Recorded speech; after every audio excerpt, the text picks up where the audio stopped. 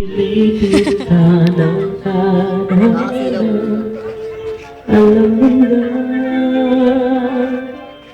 kung bakit nakakadama, lumulunang sasayang ang buhay mo, at ang ibig mo bulong ng iyong puso.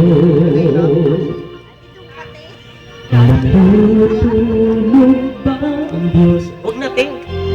Kailangan po eh. Kailangan po eh. At ikaw ay... Yes, kapatid! Mahal ka niya! Lord, ng puso ko, konting hirap at mundo'y pagsubok lamang. Bakit ganyan? Nasaan ang iyong hawak?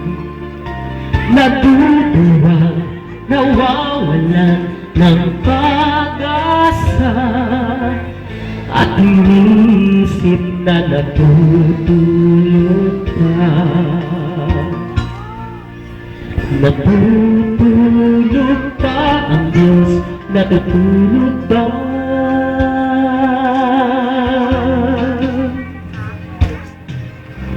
Sikapin mo, pilitin mo, tibayan ng iyong puso. Tanging ikaw ang huhubog sa iyong bukas.